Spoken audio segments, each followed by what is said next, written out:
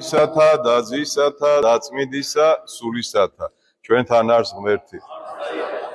ღმერთმა დაგლოცოთ, ჩემო ძვირფასებო, მიხარია, როცა სადაგი დღეა, მაგრამ ეკლესიას მლოცველები მაინც არ აკლია.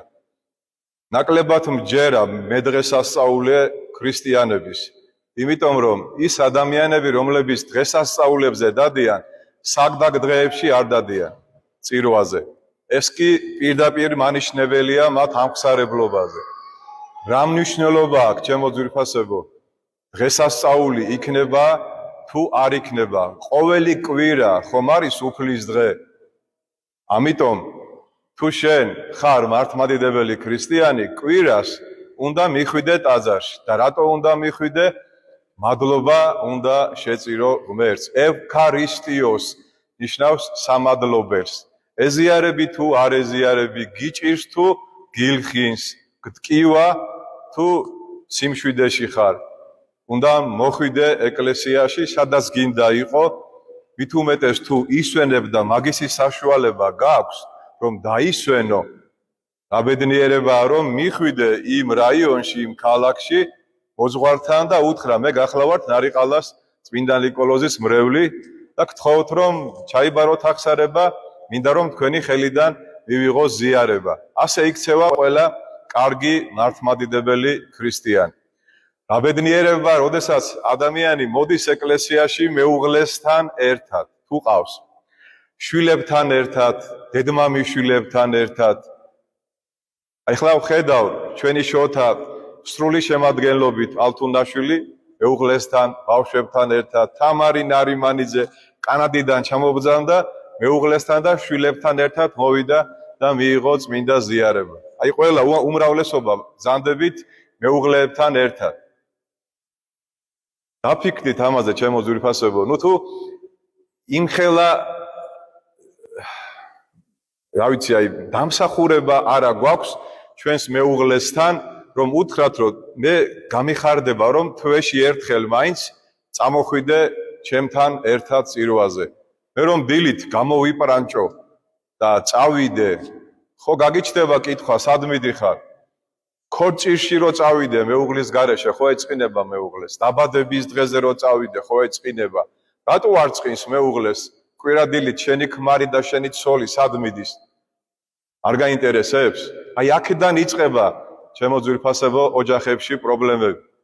მე უბედნიერესი ვარ, რაც ჩემმა მეუღლემ წირვაზე და ლოცვაზე დაიწყო სიარული, მე უფრო გავძლიერდი სულიერად. უფრო ამაყი ვარ და უფრო სამაგალითო ადამიანი გავხდი ბევრი ოჯახისთვის. ადრე შეიძლება ეთქვა ვინმეს, მამაო, შენი ცოლი და შენი შვილები არ დადიან წირვაზე და შენ მე რატო მომიწოდებ, ხო? ამიტომ გთხოვთ ყველას, გემუდარებით, რომ ერთად იყავით, ჩემო კარგებო. რაც მთავარია, ქრისტეში იყავით ერთად. და ქრისტეში რო ერთობა ოჯახში არ იქნება, მერე ყველა პრობლემა მოდის აქედან. და იმახსოვრეთ კარგად. როდესაც თქვენ მოდიხართ წირვაზე, ტაძარში რომ იბრძანდებით, თქვენ ყველას თქვენი გარკვეული სათხოვარი გაგაჩნიათ ღმერთთან. ხო, ისი არავინ არ მოდის, ფიქრობ გონებაში, სანამ ნარიყალაზე ამოდიხარ, რა გინდა რომ სთხოვო ღმერთს. აი ამ დროს წარმოიდგინეთ, რომ თქვენ გხვდებათ კარებში იესო ქრისტე და გეუბნება, რომ შვილო, რასაც შენ ახლა მე მთხოვ, გწამს, რომ მე ამისი გაკეთება შემიძლია? შენ მაშინვე ეტყვი, რომ წამს. ხო და გეტყვის უფალი, რომ შენი რწმენის მიხედვით მოგეგოს. და თუ არ მოგეგო, დაუსვი შენ თავს კითხვა. ესე იგი მე რწმენა არა მაქვს იმ დონის, რომ ჩემი სურვილი შეასრულოს ღმერთმა. ძალიან ლამაზი ხატია მართლმადიდებელ ეკლესიაში წმინდა სოფიას ხატი. წმინდა სოფია იყო დედა, ანუ სიბრძნე და მას ყავს 3 ქალიშვილი. რწმენა, იმედი და სიყვარული. თუ ჩვენ გვინდა ეს 3 სათნოება, უпростоრეთ 4 გქონდეს, პირველ რიგში უნდა ვითხოვოთ სიბრძნე. სიბრძნე არ ცოდნიდან მოდის და არც მარტო განათლებიდან სიბრძნე არ მოდის. მთელი ბიბლიური ისტორია გვაუწყებს, რომ არც ერთ მართალ ადამიანს არ ერქვა ბრძენი გარდა სოლომონ ბრძენისა. როგორ? ის ბრძენი დაიბადა და ვიღაცა სულელი დაიბადა? არა. ის იყო ისრაელის მეფე და ღმერთმა რო კითხა რომ რა გინდა რომ გაგიკეთო? მომეცი სიბრძნე, რათა გავარჩიო რა არის კარგი და რა არის ცუდი. ამის გარჩევა დღეს ძალიან რთულია, ჩემო კარგებო. შეხედავ ადამიანს გესიამონება, შეიძლება მოძღვარიც იყოს, კარგად გამოიყურება, კარგად ქადაგებს, კარგად აცვია, მაგრამ შიგნიდან ძალიან ბევრი სიბინძურია მასში. თეთრად შეფეთქილი საფლავი უწოდა ასეთ სასულიერო პირებს ქრისტემ. სოლომონმა ითხოვა სიბრძნე და სიბრძნესთან ერთად მიიღო ყველაფერი, რაც შეიძლება რომ ადამიანმა მიიღოს და სოლომონზე წერია რომ მასზე ბრძენი ადამიანი არ დაბადებულაო და არც დაიბადებაო. თუმცა ბოლოს მიიდრიკა კეფთაყვანისმცემლობისკენ თავისი 300 ცოლი ყავდა და 700 ხასა ხარჭა და თავისი ცოლების კეფთაყვანისმცემლობაში ჩავარდა, თუმცა ცნობილია რომ ბოლოს მაინც შეინანა. ანუ ჩვენ თუ გვინდა რომ ჭეშმარიტი რწმენა, ჭეშმარიტი იმედი გქონდეს და სიყვარული, პირველ რიგში უნდა სიბრძნე ვითხოვოთ. იაკობის ეპისტოლე წაიკითხეთ, გაძლევთ რჩევას დღეს. ხოლო სიბრძნე არის ზეციდან გარდა მომავალი მამისაგან ნათლისა. სიბრძნე შეიძლება არა მართლმადიდებელსაც გქონდეს. შეიძლება არ იყოს ქრისტიანი, მაგრამ სიბრძნე გქონდეს, მაგრამ თუ სიბრძნე აქვს ადამიანს, აუცილებლად ის გახდება ჭეშმარიტი მორწმუნე. ესე იგი, თუ გაქვს სიბრძნე, გაქვს ჭეშმარიტი რწმენა და თუ ჭეშმარიტი რწმენა გაქვს იმედი. რისი იმედი გაქვს? რომ ღმერთი არ გაგწირავ შენ და ღმერთი შენთან იქნება განსაცდელში. და თუ ჭეშმარიტი იმედი გაქვს, გექნება ჭეშმარიტი სიყვარული. დღეს ძალიან ბევრი ადამიანი ფიქრობს, რომ უყვარს, არავინ არ აზულს, არის მოსიყვარულე. მამა გაბრიელი კიდე გვასწავლიდა, რომ სიყვარული ისწავლებაო. როგორ ვისწავლოთ სიყვარული, ჩემო ძვირფასებო? ადამიანი არის გონიერი არსება. ადამიანს არ შეუძლია ინსტინქტებით რომ უყვარდეს მარტო. ინსტინქტებით უყვარს ძაღლს თავისი ლეკვი, ძროხას თავისი ხბო, ქათამს თავისი წიწილა. მაგრამ ადამიანს რომ ინსტინქტებით უყვარდეს, მაშინ ის ჩვეულებრივი გონიერი ცხოველი იქნებოდა და მეტი არაფერი. როგორ შევიყვაროთ? როგორ შევიყვაროთ? უყურეთ. თუ ადამიანი განსაკუთრებით გძულს, ან შეიძლება არ აგძულს, მაგრამ არ გიყვარს და გინდა რომ შეიყვარო, დაიწყეთ ამ ადამიანზე ფიქრი. დაიწყე ფიქრი, რომ საკუთარ თავზე კი არ იფიქროსო, დაიწყე ფიქრი, ეს ადამიანი რატომ ძულს მე? რატომ ვერ ვიტან? რა დამიშავა? ეგ ხომ ბოროტია, ეგ ხომ ძიმე მდგომარეობაშია. მოდი, ვეცდები რომ მე ახლა ამ ადამიანზე ფიქრიდან გამომდინარე დავიწყო ლოცვა. და ჩემს მეუღლეზე, ჩემს შვილებზე, ჩემს შვილიშვილებზე წინ ვილოცებ იმ ადამიანზე, ვინც მე მაღიზიანებს, ვისაც ვერ პატიობ ვერაფერს. და როცა შენ ვინმე გაღიზიანებს და ვერ პატიობ, შენ დასტრესილი დადიხარ ამ დროს, ნერვე ბაშლილი და შენი პრობლემაა, ჩემო კარგო, ეს. თუ მაღაზიაში დგეხარ და ხარ გამყიდველი, მაგალითად ღვეზელებს ყიდი. უნდა გიხაროდეს, რომ შენი გემრიელი ღვეზელი ბევრმა ადამიანმა დააგებოვნოს და თქვას, აუ რა გემრიელი იყო, ყველის გამყიდველი ხარ, კარტოფილის გამყიდველი ხარ. ხო, მე მაგალითად პირდაპირ გეტყვით, რომ ერთი სული მაქვს ამბიონზე გამოვიდე, ისე ვიქადაგო, რომ ადამიანებს გული გაუთბო და გული გაუხარო და ადამიანი ნარიყალადან წავიდეს დამშვიდებული, გახარებული, ბედნიერი და იმედით ახსავსე. სულ ამაზე ვფიქრობ. ეხლა როგორ ვიქადაგებ, როგორ ვიოქროპირებ, არ ვიცი. იმიტომ რომ ოქროპირი ერთი იყო, მეტი არავის არ ქვია ოქროპირი. მაგრამ ეგ ხომ მაინც შემიძლია რომ ნერვები არ მოგიშალოთ, არ შეგაშინოთ, არ დაგამწუხროთ. არის წირვები, ადამიანი იქიდან გამოდის და ეძებს ვინ მოკლას, ვის მოაჭრას თავი და გონია რომ მის გარშემო უკვე ჯოჯოხეთია. არა, ჩემო კარგებო.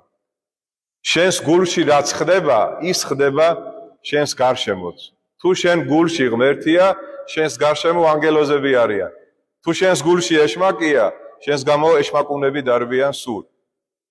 კოკასაშიგან რაც არის, იგივე წარმოდინდების. დაიწყეთ ფიქრი, ვის რა სიკეთე და სიყვარული გაუკეთოთ. დამერწმუნეთ, რომ მტერი მოყარე გახდება და თქვენს გარშემო ნამდვილად ოაზისი იქნება დამყარებული. ბევრი რომ აღარ გავაგზელო, დღეს ამოვწერე 7 ნიშანი, თუ როგორ უნდა იგრძნოს ადამიანმა მას სულიწმინდა აქვს თუ არა. ეს ძალიან საინტერესოა, ჩემო კარგებო, ჩვენ უნდა ვიცოდოთ. პირდაპირ წერია ლუკას სახარებაში, რომ შვილი რომ მამასო პურსას თხოვსო, ან თევსო თხოვსო, გველს ხო არ მისცემსო არა? არც ერთი ნორმალური მამა შვილს გველს არ მისცემს. ასევეო, თქვენი მამა ზეციერიცო, ვინცო თხოვსო სულიწმინდასო, ის აუცილებლად მისცემსო მას სულიწმინდას. და როგორ უნდა ვიგრძნოთ? პირდაპირ გეტყვით, ჩემო კარგებო, რომ ვისაც სულიწმინდის მადლი აქვს, ის გრძნობს ამას და ვისაც არ აქვს, ის ვერც იგრძნობს, რაც არ გაგაჩნია, როგორ უნდა იგრძნო, ხო? პირველი სიმპტომი, პირველი ნიშანი სულიწმინდის მადლი რომ არის შენზე არის შვიდობა, სიმშვიდე. შვიდობით უფლისა მიმართ ვილოცოთ. პირველი რასაც ვითხოვთ დიდ კვერცხში, ეს არის მშვიდობა. იესო ქრისტე რომ იშვა ქვეყნიერებაზე, ანგელოზები მშვიდობას უსურვებენ სოფლიოს, რომ აღდგება მშვიდობით მიესალმება და ყოველთვის იესო ქრისტე მშვიდობას გვიძღვნის ჩვენ და ჩვენს ერთმანეთს მშვიდობას უსურვებთ. დილა მშვიდობისა, შუადღე მშვიდობისა და საღამო მშვიდობისა. და თუ შენში მშვიდობა არ არის, არც შენ ოჯახში არ იქნება მშვიდობა და არც ქვეყანაში არ იქნება მშვიდობა. მეორე, წმინდა წერილის სიღრმისეული ჭვრეტა. წმინდა წერილი, ანუ ძველი და ახალი აღთქმა დაწერილია წმინდა ადამიანების მიერ. წმინდა ადამიანების მიერ არის განმარტებული, ანუ მამათა სწავლებებია, განმარტებულია ეგზეგეტიკა და თუ შენ ხარ მართლმადიდებელი ქრისტიანი, წმინდა წერილი უნდა იკითხო წმინდა მამების განმარტებით და სიღრმისეულად გაიგებ რა წერია ბიბლიაში. ეხლა შეკითხვა სვავ, რამდენმა ქრისტიანმა სიღრმისეულად კი არა, საერთოდ არ იცის რა წერია ძველ აღთქმაში და რა წერია ახალ აღთქმაში. კი იცის, რომ ბიბლია ღვთაებრივი წიგნია, ეამბორება, სახში უდევ ცელოფან შეხვეული, მაგრამ ერთხელაც არ გადაუშლია და წირომ შეხვდება წვალებელი იეჰოვას მოწმე, რასელისტი, უпростоრედ, ეთქვის, რომ აი აქ რო ეს წერია, იქ რო ეს წერია, მერე საბრალო თვალებით იყურები, ვერ იგებ რაზე გესაუბრება მწვალებელი. ამიტომ თუ შენში სულიწმინდა არის, აუცილებლად უნდა იკითხო, უნდა გიხაროდეს, რომ შენმა სულმა საკვები მიიღოს წმინდა მამათა განმარტების. მესამე ეს გახლავთ, სულიწმინდის მადლით ადამიანი განიცდის თავის ცოდვებს. ისე კი არა, როგორც ჩვენ არ ვიცით რა უნდა ვთქვათ, ხო? პეტრეს როცა ესტუმრა ქრისტე და უთხრა, რომ მარჯვნივ გადააგდე ვადე, მიხვდა, რომ ცოდვილი ადამიანი იყო, ხელმოცარული იყო და მაშინვე დაემოწაფა ქრისტეს. და თუ ჩვენ გვინდა, რომ სულიწმინდა იყოს ჩვენზე და ძალი მაღლისა გვფარვიდეს, უნდა ჩვენი გულიდან აღმოსარება გავაკეთოთ ჩვენი ცოდვების. ჩამოწერილი არა. აი რაც ყველაზე ძალიან გაწუხებს და ყველაზე ძალიან გიჭირს იმისი თქმა, რომ მამაო რა სიტყვის ჩემზე, როგორი ცუდი კაცი და ცუდი ქალი ვყოფილი ვარ თურმე. აუცილებლად ჩემო ძვირფასებო, სულიწმინდა გვეხმარება ჩვენ აღსარების თქმაში. სულიწმინდა გვპატიობს, სულიწმინდა გვისმენს და სულიწმინდით გვეპატიება ყველაფერი, რასაც ჩვენს აღსარებაში განვიცვით. მეოთხე, რა საინტერესოა უყურე, ვამჟღავნებ სიყვარულს, სადაც სიძულვილია ჩემს მიმართ. ჩვენც იმათნაირები კი არა ვხდებით, იციან ხოლმე რომ ავი იმ ადამიანთან არ მიყვარს ყოფნა, იმას ვზულვარ, ვეზიზღები, ეს სახეზეც აწერიათ ხოლმე ხანდახან, რომ გიყურებენ და მოჭუტული თვალებით რომ გიყურებენ, ან ზურგს რომ შეგაქცევენ და ქოქოლას რომ მოგაყრიან, ზურგი რომ გეწვება, ხო გრძნობ ამას, მაგრამ შენ იმისნაირი კი არ ხდები, შენ იტყვი რომ უფალო შეიწყალე, უფალო შეგვიწყალე, ეთყობა მე ჩავაყენე ამ მდგომარეობაში ის დედამთილია, რძალია, მეზობელია, თანამშრომელია, თუ ვინც არის. გუშინ ჩავდიოდი აქედან, ძალიან ვიწრო გასასვლელი იყო და ვიღაცა ესეთი, ცოტა ესეთი კაცი გავძეხი როა და ძვირფასი მანქანა რო ყავს, მოკლედ მეუბნება რომ გამატარეთ, ამ დროს მე უნდა გამატაროს, უკვე გასული ვარ და ზევით რო ასულიყო, თავისუფლად გავიდოდი და იქიდან დამიწყო აშკარად გინება. მეუღლემ კი დამაკავა, მაგრამ მაინც კაცი ვარ ბოლო-ბოლო რა, გადავედი. გაუღე კარები და ვეუბნები რომ რატომ აგინებს, მაო, გადაგიშავე. ბოდიშები მიხა და აღმოაჩნდა კიდევ გონება, მაგრამ მე სიყვარულით გადავედი, იმიტომ კი არ გადავედი რომ ხელში წავავლე ხელია.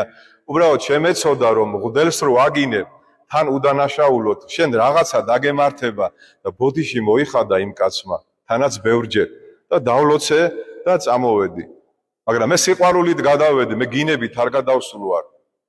კარგად გამიგე ჩემო ძვირფასოებო, ჩვენ შეგვიძლია ცეცხლი ბოროტების, მრისხანების ცეცხლი ჩავაქროთ სიყვარულით.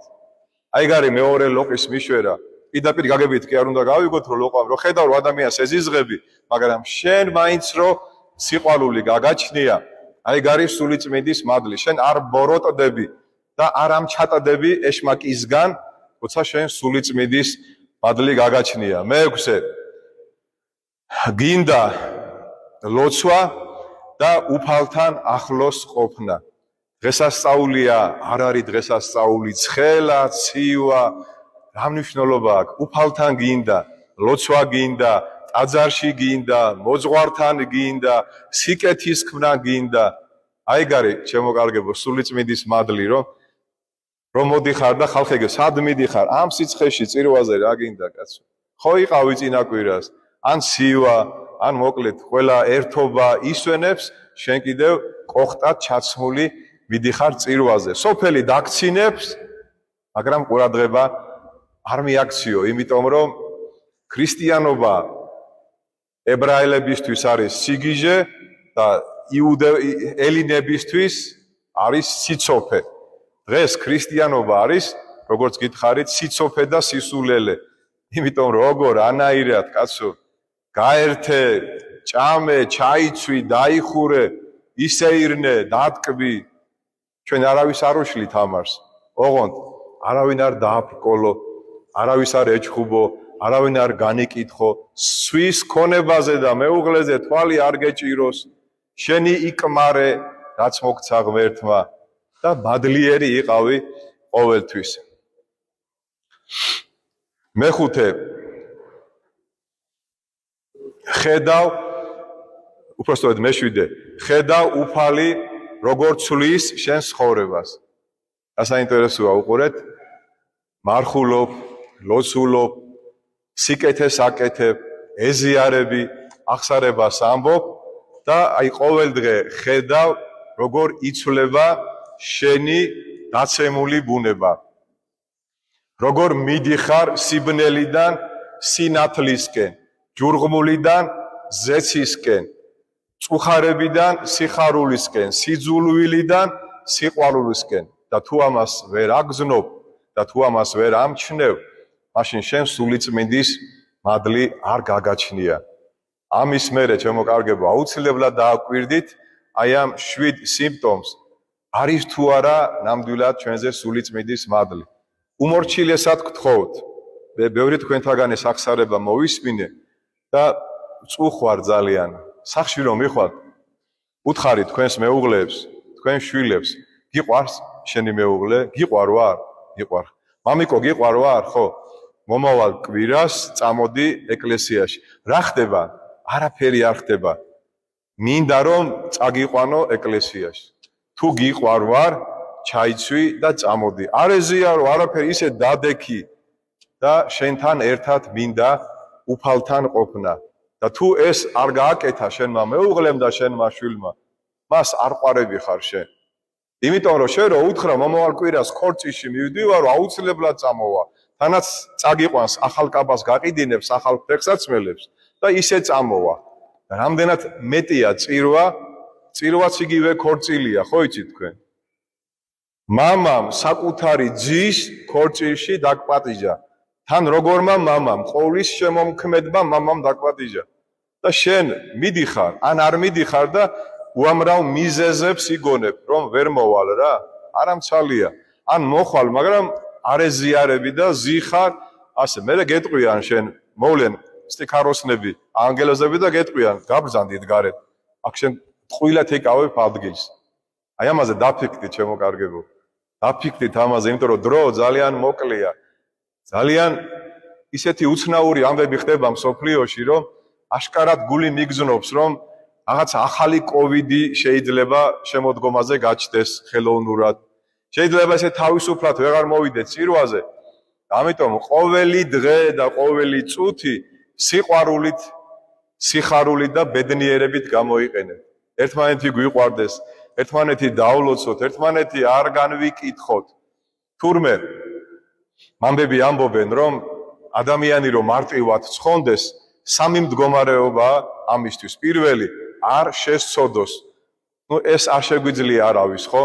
რომ არ შევწოდოთ, ეს ჩვენთვის წარმოუდგენელია. მეორე, არავინ არ განიკითხოთო. ესეც შეუძლებელია ჩვენთვის. ეს პირველი, ორი შეუძლებელია. მესამე, გულწრფელები და ლმობიერები იყავითო და ამით შეიძლება რომ ცხონდე. გულწრფელი, გულახდილი, ხალისიანი, კეთილი, თავდაბალი, მოყვარული, ღვთის მოშიში, გულჩვილი, გულმართალი, რა ვიცი. მე მგონი არ არის ძნელი ჩემო კარგებო, ხო? აპატია ცოტა მეტი ვისაუბრე, მაგრამ ზუსტად მაშინ, როცა ძალიან ცხელა და არანაირი დღესასწაული არ არის გარდა კვირა დღისა, აი ზუსტად მაშინ უნდა შევქმნათ ჩვენ დღესასწაული, იმიტომ რომ ცოცხლები ვართ, იმიტომ რომ სულიწმიდის მადლი არის ჩვენზე და ჩვენ გვიყვარს ერთმანეთი. და თუ ჩვენ ბევრნი ვიქნებით, საქართველო გაბწყინდება, საქართველო გადარჩება. ოღონდ ამერიკის დახმარებით კი არა, ან რუსეთის დახმარებით, ან ევროპის. არა, ჩვენი დახმარებით, სულიწმიდის მადლით გაბწყინდება ჩვენი ქვეყანა. ღმერთმა დაგლოცოთ, გაგახაროთ და გაგაძლიეროთ. მომავალ ხუთშაბათს 14-ში